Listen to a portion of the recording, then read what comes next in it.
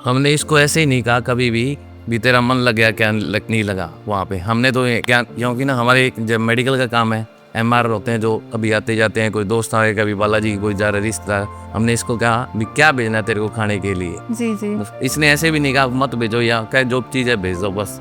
आप आज कैसा फील कर रहे आज हैं? बहुत अच्छा फील हो रहा है, मेरे बेटे ने मेरा नाम रोशन कर दिया। तो अब जाके आप सेलिब्रेशन करेंगे? जरूर सेलिब्रेशन करेंगे, पहले बालाजी की करेंगे फिर घर पे। रातों की नींद, दिन की मेहनत और हर टेस्ट के बाद जो स्ट्रेस होता है वो आज रंग लेके आया है। ये माइक जो है वो एक बार फिर से एक सफलता की कहानी आप सभी के साथ साझा करना चाहता है, और ये सफलता की कहानी है नीट की। ये सफलता की कहानी है लविश की, जिन्होंने नीट के अंदर बहुत ही अच्छी रैंक जो है वो अचीव की है। हमारे साथ लविश है और लविश के पिताजी है। मैनी कॉन्ग्रेचुलेशन सर, बहुत अच्छी रैंक जो है वो बच्चे ने अचीव की है। और कैसा महसूस हो रहा है आपको? बहुत अच्छा महसूस हो रहा है मेरे को। जी, पहले तो लविश आप अपने बारे में थोड़ा कुछ बताइए। नमस्कार, मेरा नाम लविश है। मैं संगरिया हनुमानगढ़ डिस्ट्रिक्ट राजस्थान का रहने वाला हूँ। मेरी ऑल इंडिया रैंक 860 और जनरल कैटेगरी रैंक 542 आई है, और मैंने अपना फर्स्ट अटैम्प्ट विद 12th ही दिया था, और इसमें मेरा अच्छी रैंक से सिलेक्शन हो गया है। क्या बात है। तो आप मुझे ये बताओ कि ये जो अच्छी रैंक्स आपने अचीव की है, इसका श्रेय आप किसे देना चाहेंगे? मैं इसका पूरा श्रेय अपने पेरेंट्स, जिन्होंने मुझे बिल्कुल भी स्ट्रेस नहीं दिया, पढ़ने के लिए बिल्कुल भी नहीं कहा कि तू अपने आप कर जितना करना है अपने रिजल्ट से। और जो पेरेंट्स ने मेरे लिए मेहनत करी, मुझे यहाँ पे पढ़ाया, एडमिशन करवाया, सारी फैसिलिटीज़ प्रोवाइड कराई, हॉस्टल में कोई भी दिक्कत नहीं आने दी, कभी भी स्ट्रेस नहीं दिया, ना फाइनेंशियल ना कोई पढ़ाई का स्ट्रेस दिया। इसलिए मैं पेरेंट्स को थैंक यू बोलना चाहता हूँ, और सभी टीचर्स और पूरी पीसीबी मैनेजमेंट को मैं थैंक यू बोलना चाहता हूँ। क्या बात, बहुत बढ़िया बहुत बढ़िया। वेल सर, बच्चे से बात करके ये फील आ रहा है कि बहुत ही बढ़िया संस्कार है इसके, और ये संस्कार जो है ना वो 1 या 2 दिन में नहीं आते। बचपन से आपको घर का एक ऐसा एनवायरनमेंट क्रिएट करना पड़ता है जहाँ से बच्चे जो है वो अपने पेरेंट्स के बारे में इतना डेडिकेटली सोच पाए। हमने इसको ऐसे ही नहीं कहा कभी भी तेरा मन लग गया क्या नहीं लगा वहाँ पे। हमने तो क्या, क्योंकि ना हमारे जब मेडिकल का काम है, एमआर होते हैं जो कभी आते जाते हैं, कोई दोस्त आए, कभी बालाजी कोई जा रहा रिश्तेदार। हमने इसको कहा भी क्या भेजना है तेरे को खाने के लिए। जी जी। बस इसने ऐसे भी नहीं कहा मत भेजो, या क्या जो चीज़ है भेज दो बस। बस यही हमारा से हो रहा है इससे। मन का नहीं, मतलब इसको ऐसे नहीं कहा भी तेरा मन लगा या नहीं लगा, बस खाने के लिए क्या भेजना है ये पूछा हमने इससे बार बार के लिए। बस मन का पूछेंगे तो बच्चा सोचेगा। सोचेगा। हाँ। ओके ओके, बहुत बढ़िया। वेल, अभी जब आप हॉस्टल में थे तो बहुत सारे दोस्तों से भी मिले होंगे, बहुत दोस्त आपके बने होंगे। कैसे दोस्तों ने किस प्रकार आपको सपोर्ट किया? अलग अलग किया, मस्ती के टाइम पे मस्ती भी करी। किसी जैसे कोई दोस्त को कोई क्वेश्चन आता है उससे पूछ भी लिया, मजाक मस्ती की चलती रही। रात को बढ़िया मस्ती मौज मस्ती करते, साथ में पढ़ाई करते। मतलब लगातार तो पढ़ तो सकते ही नहीं, 1-1.5 घंटा आराम से सीरियस होकर पढ़ लिए, फिर आधा घंटा मौज मस्ती कर ली। बहुत सारे हॉस्टल में रूम्स थे, बहुत दोस्त थे। कभी मतलब घर की याद नहीं आने दी, दोस्तों ने भी ऐसे दोस्त बन गए कई तो। मतलब बहुत अच्छा लगा दोस्तों साथ भी, दोस्तों ने बहुत हेल्प करी, और थैंक यू। और जब डाउट होता था तो दोस्तों के से पहले पूछते थे या फिर पहले टीचर के पास जाके पूछ के आते थे? नहीं, पहले दोस्तों साथ कर लेते थे। लगभग डाउट तो दोस्तों साथ ही हो जाते। जो क्वेश्चन मुझको आता वो उसको आता था, ऐसे मतलब दोस्तों से ही हो जाते थे लगभग। तो जो नहीं आते थे हम सब फिर वो डाउट काउंटर चले जाते थे वहाँ पर। बढ़िया बढ़िया, बहुत अच्छा। वेल, आप मुझे ये बताइए कि कौन से टीचर ने आपको, जब आप डीमोटिवेट हो गए थे, तो सबसे ज़्यादा हेल्प की केस सिचुएशन से बाहर निकलने में? मैं पुनीत सर जैसे जो हमारे एकेडमिक हेड थे उनको थैंक यू बोलना चाहता हूँ। उन्होंने हमारा बहुत सपोर्ट किया। जब हमारे कम नंबर आते थे तो वो स्पेशली आके हमसे मिलते थे। वो स्पेशल आते और पूछते कि क्या दिक्कत आ रही है, क्या कमी आ रही है, कोई दिक्कत है तो मुझे बताओ, तुम्हारी हर दिक्कत अभी पूरी कर दूंगा। कोई टीचर्स चाहिए, हमारे लिए उन्होंने स्पेशल टीचर्स लगा दिए थे कि तुम्हारी अपनी सीट सेल्फ स्टडी में सीट है, जो वहाँ पे आके तुम्हें डाउट बताए जाएंगे। और पुनीत सर ने हमें बहुत सपोर्ट किया था, और रामदेव सर ने केमिस्ट्री में बहुत सपोर्ट किया। रामदेव सर फिजिकल के थे, फिर भी उन्होंने सभी डाउट बताए ऑर्गेनिक के, और सभी टीचर्स को प्रोवाइड कराया हमारे लिए। क्या बात है, बहुत ही बढ़िया।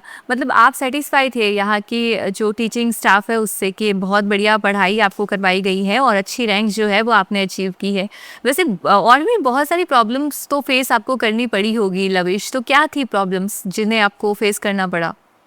जैसे कि मैम, एक बार 2-3 बार हमारा हार्ड पेपर ही हुआ था। जैसे नीट 2025 में इस बार थोड़ा पेपर हार्ड आ गया। हमारे वहाँ पर हार्ड पेपर भी कराए गए थे, उसमें कम नंबर आए। तो पुनीत सर ने कहा कि अपने को सब तैयारी करनी पड़ेगी। हम वहाँ पे कोई कुछ भी नहीं पता कि कैसा पेपर आ जाए, क्या हो जाए, हमें सब सिचुएशन के लिए तैयार रहना पड़ेगा।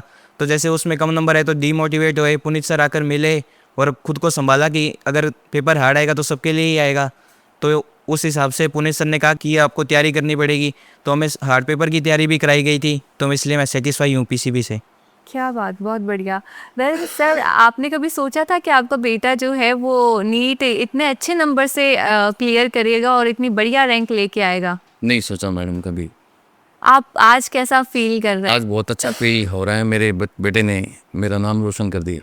क्या तो मतलब आपने अपने गांव में इसका जुलूस वगैरह निकलवाया कि नहीं? नहीं, हम तो परसों से ही आ गए, रिजल्ट कल आ गया और फोन चला गया, कॉल चली गई थी अच्छा भी अच्छा इंटरव्यू के लिए आना है आपको। अच्छा अच्छा। रिजल्ट यहीं पे आया है। तो अब जाके आप सेलिब्रेशन करेंगे? जरूर सेलिब्रेशन करेंगे, पहले बालाजी की करेंगे फिर घर पे। जी, हम शेखावाटी वाले तो हमेशा से बालाजी को मानते ही आए हैं और आप हनुमानगढ़ से हैं तो डेफिनेटली ये तो होना ही था। मतलब हमारे इष्ट देव पे जो बिलीव है ना, वो हमें सारी चीज़ें करवा देता है। आपका एक छोटा सा बिलीव जो है ना, वो हमेशा आप रखिए अपने इष्ट देव पे और उसके बाद चीज़ें जो है ना वो आसान होती चली जाएगी। बेटे ने मेहनत की है लेकिन श्रेय तो बालाजी को ही जाएगा। ये हमारे भाई शेखावाटी की वो जो पहचान जो है वो हम कह सकते हैं। वैसे एक और सवाल मेरा आपसे है कि आप हनुमानगढ़ डिस्ट्रिक्ट से बिलोंग करते हैं और यहाँ पे सीकर के अंदर आपने बच्चे का एडमिशन करवाया है, तो इसके पीछे क्या कारण था? 10th के बाद इसने एग्ज़ाम दिया, वहाँ पे ओलंपियाड हुआ था। जी। इसने फार्म भी फिल किया, केआर स्कूल कॉन्वेंट है वहाँ पे इसका सेंटर आया। इस पे उसने प्रिंस ओलंपियाड में टॉप किया। तो इसकी जितनी भी स्कॉलरशिप थी टोटल फीस माफ़ थी और बस ये कहता मैंने वहीं जाना है, पढ़ के देखना है बाहर जाके। बस यही थी मैडम। और आप प्रिंस के बारे में क्या कहना चाहेंगे लविश? जब मैंने मेरी प्रिंस ओलंपियाड में फर्स्ट रैंक आई हनुमानगढ़ डिस्ट्रिक्ट में, तो मैंने सर्च वगैरह किया कि क्या है, तो मुझे हॉस्टल बहुत पसंद आए, क्योंकि और कहीं भी देखा तो इतनी अच्छी हॉस्टल फैसिलिटीज़ नहीं है और डाउट काउंटर्स भी अंदर ही हैं, सब कुछ अंदर है। सबसे ज़रूरी होता है कि मोबाइल वो डिस्ट्रैक्ट करता है, यहाँ पर मोबाइल भी अलाउड नहीं है कैंपस के अंदर, तो मोबाइल नहीं था और सेल्फ स्टडी अंदर ही हॉस्टल, सब कुछ बढ़िया था। मैथ्स भी अंदर ही है, कोई ऐसे टाइम वेस्ट नहीं होता था कि वहाँ पर मैथ्स जाओ आधा घंटा वहाँ लग जाए, ना मोबाइल था तो टाइम वेस्ट बिल्कुल भी नहीं था, इसलिए मैंने प्रिंस को ज्वाइन किया। तो अब आगे क्या करने का इरादा है? क्या सपना आप देखते हो? कैसा डॉक्टर आपको बनना है और कहाँ पे जॉब करनी है? अभी तो मेरे ड्रीम कॉलेज एम्स ऋषिकेश या एम्स नागपुर में जाना चाहूँगा और मैं आगे जाके रेडियोलॉजिस्ट या कार्डियोलॉजिस्ट बनना चाहता हूँ। क्या बात है, बहुत बढ़िया। तो अब मुझे ना एक आखिरी सवाल है जो मैं आपसे पूछना चाहूँगी और वो सवाल मेरा ये है कि अब जब आपके जूनियर्स ये एग्ज़ाम देने वाले हैं और फिर से उनको भी एक टफ जर्नी जो है वो देखने को मिलेगी, तो आप कौन सी एडवाइस अपने जूनियर्स को देना चाहेंगे? सबसे ज़रूरी यही है कि अपने टीचर्स को फॉलो करो, जो वो कह रहे हैं। जैसे स्टार्टिंग में मैंने अपने टीचर्स को फॉलो नहीं किया कि टीचर्स कहते थे ये कर, तो मैंने वो काम नहीं किया, उसका मुझे थोड़ा रेग्रेट वो भी है कि मेरी और भी अच्छी रैंक आ सकती थी।